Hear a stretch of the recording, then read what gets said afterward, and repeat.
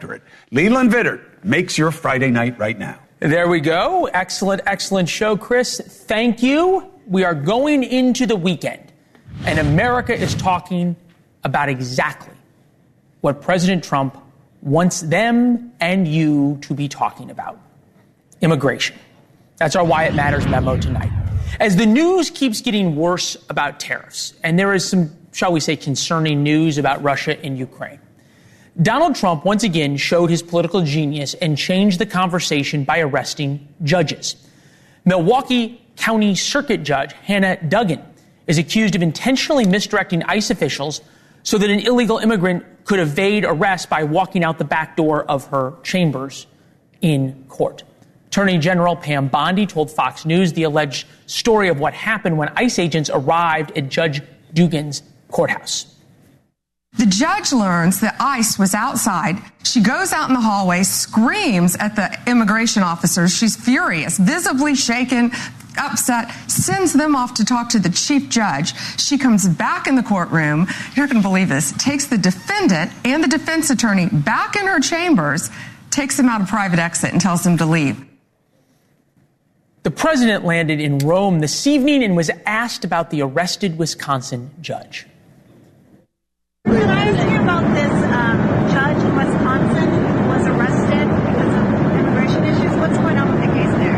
That's a terrible thing. The judge was arrested because he was housing a trendy Iroquois, right? Is that the one you're talking about? It's pretty surprising. It's terrible. No, that's actually not the same judge. And to be fair to the president, that's not the only activist judge who was arrested this weekend. Just Thursday, and this is the one that President Trump was talking about, former New Mexico judge Jose Cano and his wife were arrested and charged with evidence tampering while allegedly harboring a member of the Venezuelan gang Tren de Aragua. Both arrests show the extent to which judges on the left are allegedly going to impede ICE and ultimately break the laws of the United States. The flip side of that, pull the curtain back, let you in on the joke. This is exactly the story that Donald Trump wants the media talking about: arresting judges. With us in just a minute, Caroline Downey, staff writer for National Review, Dan Turrentine, former Democratic advisor and the morning meeting co-host. I watch, so should you. But first, Trump loves nothing more than when Democrats fight him on immigration.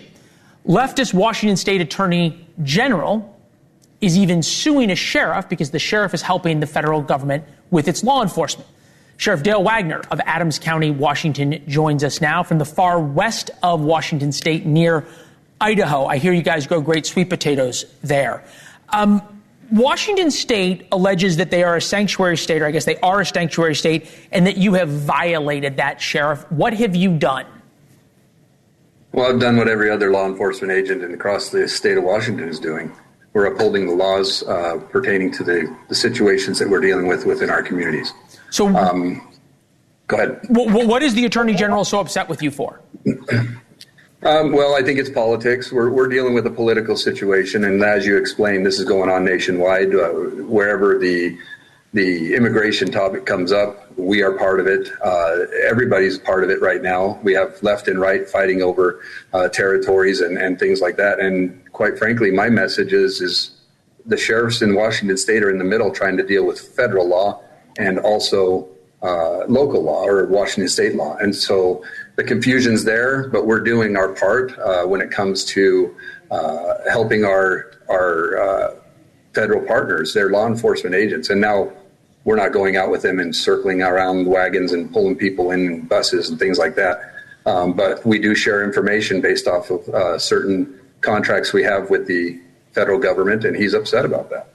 You find any really bad folks? Not really in our community right now, but we've had several over the years. Our crimes are getting worse. Things are getting bad. That doesn't necessarily mean they're all illegal aliens that are doing it. But the reality is this is the topic of the country right now, immigration, and there is a message that the border was open, now it's closed. Washington State has a small county called Adams County, and we have a demographic that fits the bill. When it comes to the southern border, we're a very high Hispanic population, so we're a target. This issue, and I think there's a juxtaposition, right? You are, I'm going to use this phrase pejoratively, in trouble with the state attorney general for enforcing federal law. He's a Democrat, and then you've got judges who've been arrested for not enforcing federal law or helping people evade federal law. I'm wondering how there can be so much confusion about something that seems so clear, that if someone's here illegally and ICE comes, any law enforcement, but certainly somebody who is a judge or is you a sheriff, why wouldn't they be duty-bound to help ICE? Well, that's where the conflict is. The Keep Washington Working Act says do not answer the phone if ICE calls, where the federal law says the federal law says, hey, we need your help. And we're not going out, like I said, into the fields and doing this kind of thing. What they're complaining about, and it's kind of an interesting point because my jail's been closed for 3 years. I don't even house them here in Adams County, but yet I'm being accused of doing this. We contact ICE when they get in custody. Well, the argument is, hey, if the person's in custody, he's there because he had a local crime that he committed or he or she committed in our community. They're in our custody. ICE finds out about it through public documents and things like that. And therefore, they call and they want that person for whatever reason they have to get that person, whether it be immigration status or crimes somewhere else. That's what we're dealing with. All right. Can the state do anything to you? Well, they're suing me right now, so I guess they have an avenue of that way. Yeah, it is, and quite frankly, it's sad because again, it's only because of politics, and it's only, in my view, because we fit a demographic. Yeah. What are your constituents saying? Speaking of demographics, I feel like everybody in my community supports this situation that I'm in on my side. Not everybody. I mean, obviously, we have people that don't agree. Right. But the reality is we have a conservative voting public here. Okay. And we voted for the current policy in our community, and I feel like I'm backed up on that. All right, Sheriff, appreciate you being with us on a Friday night. Thank you. Your constituents are lucky to have you on watch, keeping them safe. Come back and join us as the lawsuit continues, sir. Appreciate that. Thank you very much for your time. Thanks very much. You too, Dan and Caroline, with us now. Dan, I think Democrats have moved on from the Maryland father martyr. Somehow that story has disappeared, and we are now on to the martyr judge. They're arresting judges. Is this going to work better for Democrats than the Maryland martyr did? Well, look, I hope it works out better for the party, but I think we're going to have to be very careful. I mean, the facts are going to matter on this, and perhaps more are going to come out. But based on what we know now, it really sounds like this judge willfully and intentionally helped this gentleman and his lawyer evade. You called gentleman. Pam Bondi had some thoughts on ungentlemanly. Well, I mean, certainly. Just listen what he's accused of. Yeah, I mean. No one is above the law. In Milwaukee, an illegal alien from Mexico was in court being prosecuted for domestic violence. He was charged with violently attacking a man, punching him in the face 30 times, strangling him, and then attacking a woman by punching her in the face with his closed fist. This is when the Maryland father fell apart, right? When he was charged with when we figured out he was a wife beater. When Democrats tried to make him out to be Ward Cleaver, they made a pretty big mistake on that front. I think, look, what he's accused of is serious. ICE was there, right? So regardless of kind of why he was in her courtroom, they were there to arrest him. And it sounds like she willfully helped him evade that. You just can't do that, in my opinion. And I think the party, look, it's one, I know people are shocked. It does make me a little queasy that she's a judge and they did this, but no person's above the law.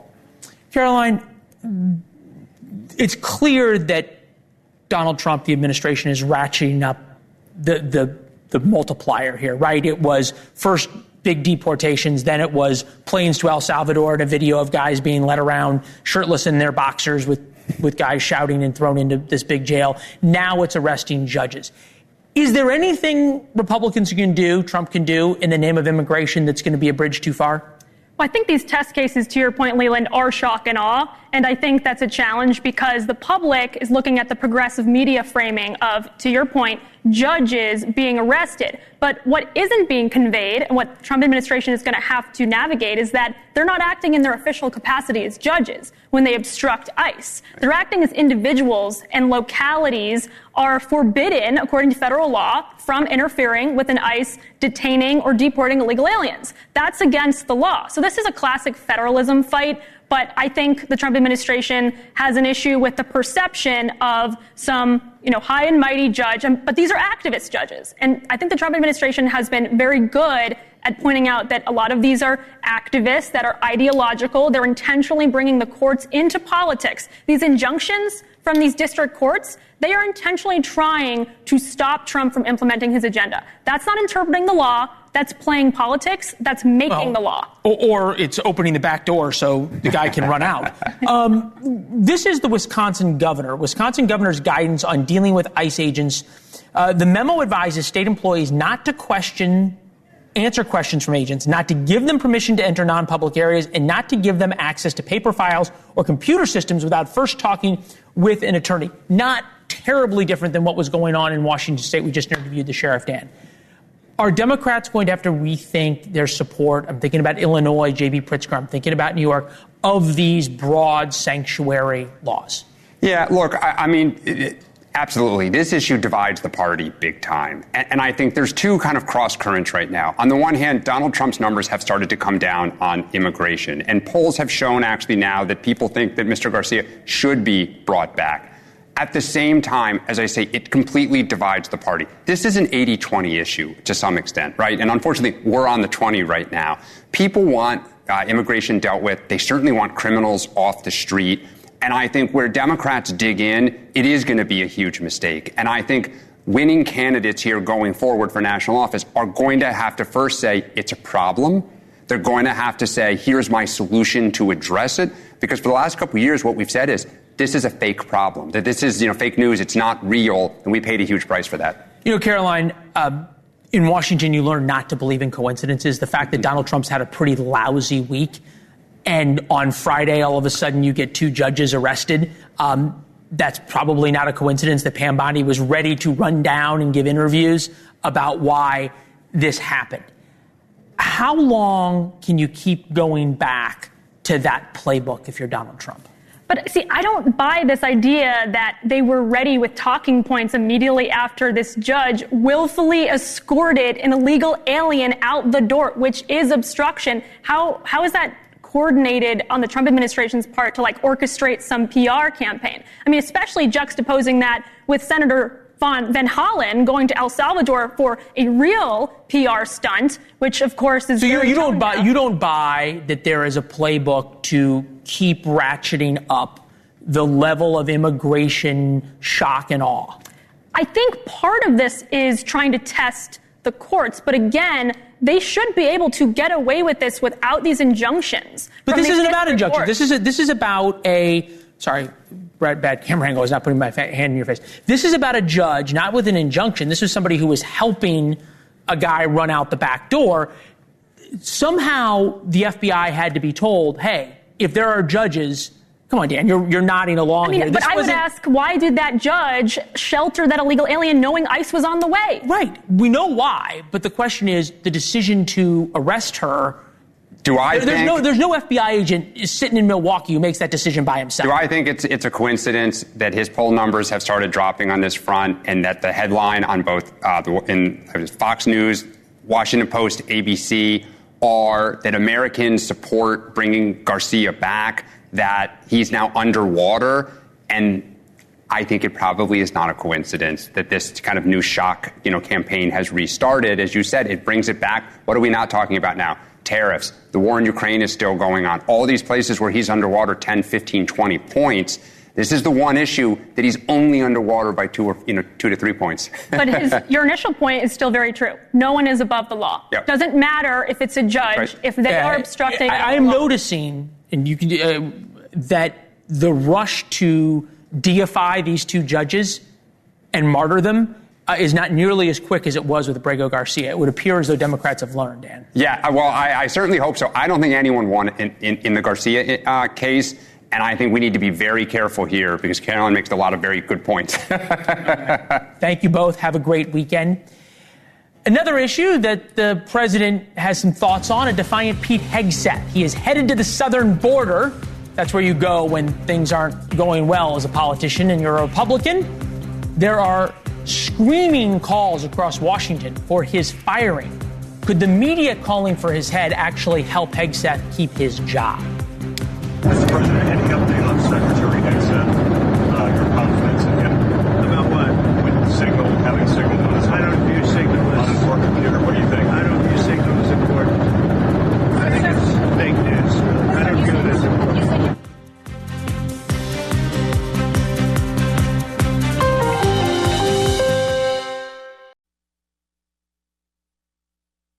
And that actually might be the very best thing for him. The Wall Street Journal has more details about Signalgate, headlining polygraph threats, leaks, and infighting, the chaos inside Hegseth's Pentagon. They write, defense officials speaking on the condition of anonymity to be candid about the situation have described Hegseth, 44, as paranoid and increasingly isolated. He is surrounded by only a small team of people whom he trusts and has become keenly focused on daily news coverage, dissecting his missteps and decision-making. The news coverage has not been friendly. And there was more today. It was revealed that the phone number he used with the Signal app could be found on Google, WhatsApp, and a sports betting app. So when you are a Republican, especially a Trump appointee who is in trouble in Washington, what do? You go to the border. Under this administration, we defend our soil. We know who comes in. And if you try to come in illegally as a cartel, or you try to smuggle or traffic, you will be detained by a member of the U.S. military. And you will be handed over to Customs and Border Patrol. And then you will be prosecuted by the Department of Justice, and you will be charged to the maximum extent of the law. This was just part of Hegseth's constant stream of videos posted to the Defense Department X page this afternoon. They wanted to seem as business as usual. Chris Slizza joins us now, NewsNation contributor, senior advisor, DGA Group, writer of the Substack, So What? I subscribe, so should you. You wrote this morning that we are near the end for Mr. Hegseth. You tell me why, and then I'm going to tell you why you're wrong. Okay. At least you told me you're going to tell me why I'm wrong. Can I do one caveat? In a normal administration, Leland, we would be near the end, because that first paragraph you read from the Wall Street Journal, I've probably read that paragraph about a high-ranking politician or cabinet official, Democrat and Republican, many times, which is they're distracted, they're reading their coverage. That's always a bad sign. They're obsessed with the daily media coverage. Their inner circle has shrunk. We all read the paragraph. All of those things make me think close to the end. But tell me why I'm wrong. This is Donald Trump, and Donald Trump. All this stuff at Fort Bliss. There's an audience of one there, right? That's for one guy. Donald Trump. But I think it's beyond that. Number one, Trump loves a fighter. Hegseth is fighting. That's what he sees. Number two, and this comes back to it's all about Donald Trump. Trump hates giving a scalp, right, which is what this would be, and he knows that if he does, it projects in his mind weakness to the media that they can go get another scalp. And number three, he loves the distraction, because every minute spent on Hegseth is a minute spent on a Washington story that most of America does not care about, the media loves, the voters don't care, and distractions on Washington stories help Donald Trump.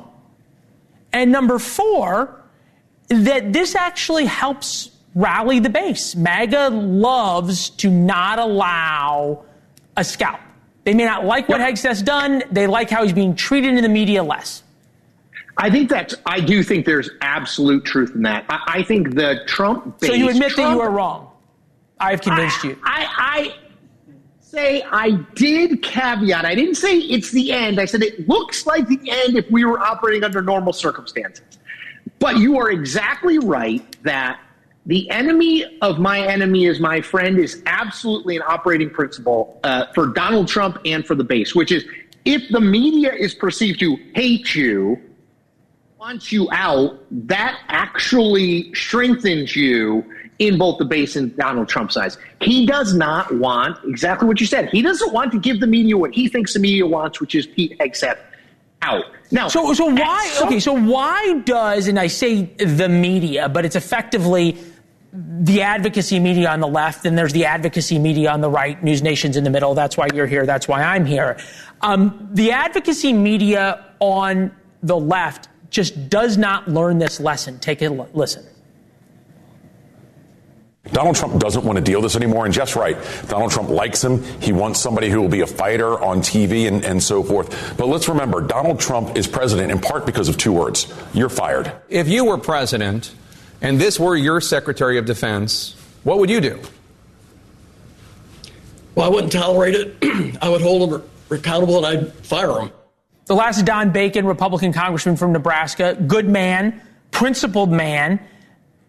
And you could see Jake Tapper just sort of salivating over the idea that here is a Republican who wants Pete Hegseth gone, not realizing that all it's doing is strengthening Pete Hegseth. Yeah, I mean, look, gosh, Leland, I feel like we talk about this same thing from a lot of different angles, but it gets back to the same point that you and I have talked about on air and off air, which is there is a blind spot that exists among Democrats that they believe that everyone hates Donald Trump as much as they do, that everyone thinks about Donald Trump as much as they do, that everything Trump does is terrible, and people are convinced of that as much as they are, and it's simply not true. The reality is, I don't think everyone in this country is in love with Donald Trump and his approach, but they don't hate him, and they don't see everything he does as the inevitable march of America toward authoritarianism. And I think Democrats would do well to remember that. You may hate him, and that's fine, but all the people who hate him are always going to vote for the Democrat anyway. And what lesson did we learn in 2024? It's not enough people. Politics is about addition, not staying stasis or subtraction. You need to add people to your coalition.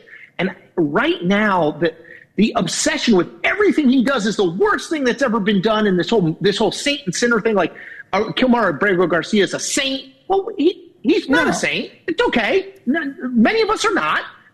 But the point is, like, everything doesn't have to be turned up to 11, to borrow a Spinal Tap reference, right? Like, it just doesn't. And maybe this is how we head into the weekend, right? Because Democrats would love nothing more than for the American people to be talking about Pete Hegseth and arresting judges is bad. It's just not where America is. The polling shows this, that the only group who is less popular, right, than Donald Trump are Democrats. Yeah. Lowest brand rating that they've had in decades, in the high 20s in terms of favorability rating. And again, I do think some of that is they just have to get over Donald Trump. You know that movie Mean Girls where she says, "Why are you so obsessed with me?" It's like you just have to kind of get over the fact that, yes, you don't like Donald Trump. You think he is bad. Fine. That is absolutely your right. No problem. But elections are not about just telling a less than a majority of people what they already think. They're about expanding coalitions. And giving people something to be for rather than just against, which message not received. Didn't do it in 2016, and Kamala Harris didn't do it in 2024. Yeah. And Joe Biden didn't really do it in 2020. It was just that election's so anomalous. Exactly. Yes, it's that. Right. Put an asterisk by that election. Have a great weekend. All right, my friend. So good to see you. Awesome. Always good to have you. Thank you. Appreciate it. You are the man for this. And you admitted that I was right. Love it when that happens. First wrote about this in War Notes. That's your chance for an inside look at the show every day. It is free. warnotes.com to subscribe. You will be delighted and smarter. And the envy of all of your friends with your knowledge. Unflinching common sense analysis. warnotes.com to subscribe for free. We'll also see you on social media at Leland Vittert. We read all the comments, share some on air. Ronda Rousey became a legend through determination and her fists. The political hero of someone as tough as her is going to totally surprise you.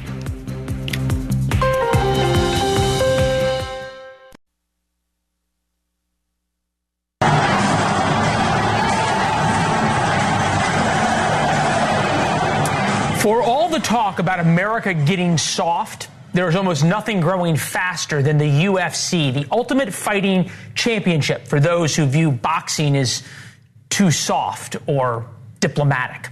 The exploding popularity of the UFC came right along with the rise of the MAGA movement. President Trump's appearances at the events look almost like a Roman emperor attending gladiator contests. It's a full display of muscle and masculinity, and now there's a lot of money poured into it. Back in 2014, the UFC was worth $440 million. Just last year, the franchise was worth $11.3 billion. Ronda Rousey made her name in the octagon as the first woman to fight in the sport and first inducted into the UFC Hall of Fame. Her memoir is out now, called Our Fight, and the UFC legend is with us now. I'm curious about just the title, Our Fight rather than My Fight. What do you mean by that? Well, this is actually a sequel to the first one, which was My Fight, Your Fight, which is, I thought, kind of delved into the parallels between, the lessons that you learn in fighting and how they apply to anyone's life. And I felt like my journey was very much separate from everyone else's at that point. I was kind of doing this all on my own. And then Our Fight, I feel like everyone reading and my journey had become intertwined, and so it was more our fight than just mine. You brought a lot of people along. There is this feeling in America, right, that America is getting too soft. Yet there is this explosion, and forgive my terminology and my bluntness, of a gladiator-like sport. How do we explain that?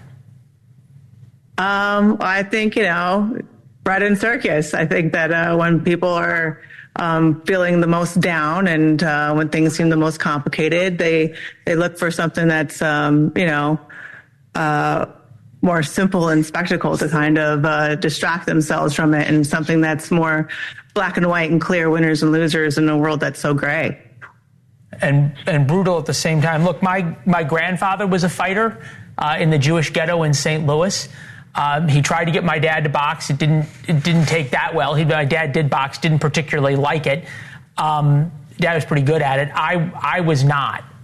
Would you want your son or daughter, I know you have kids, to be a fighter?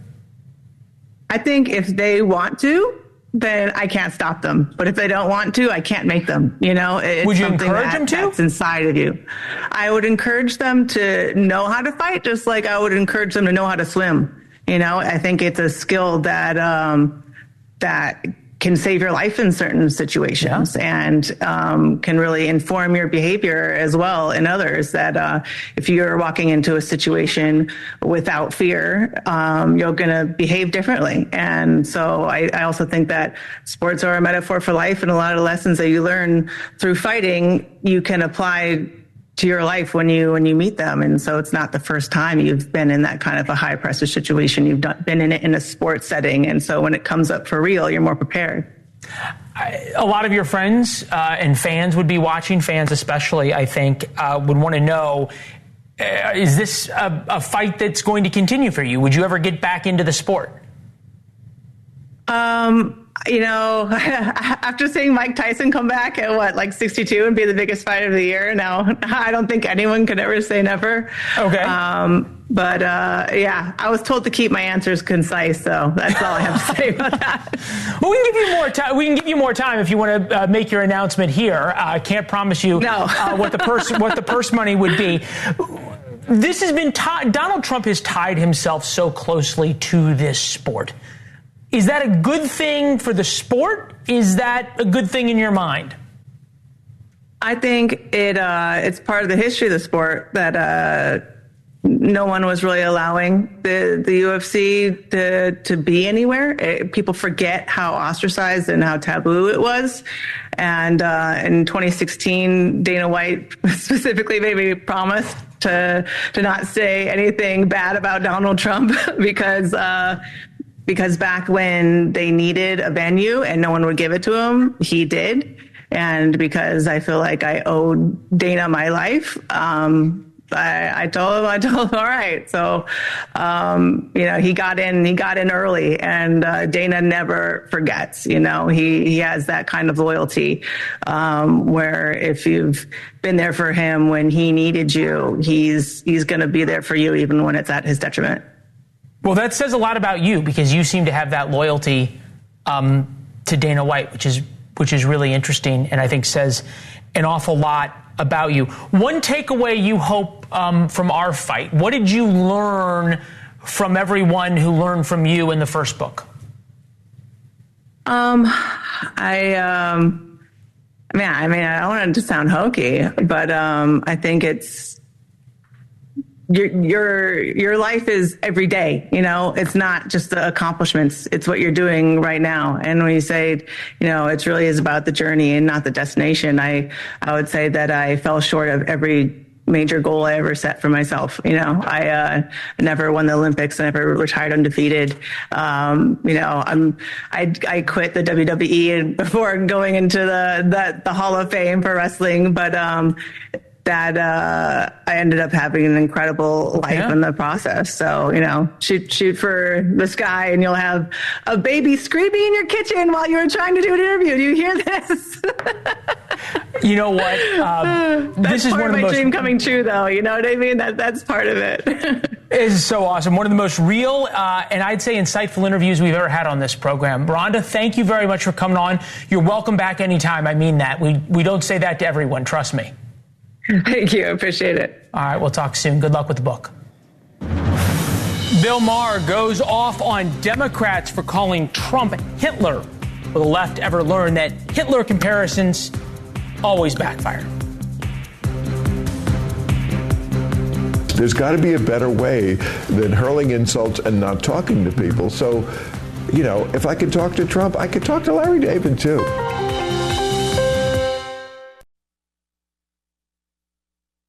Times op-ed comparing Maher's meeting with Trump to meeting with, wait for it, Hitler.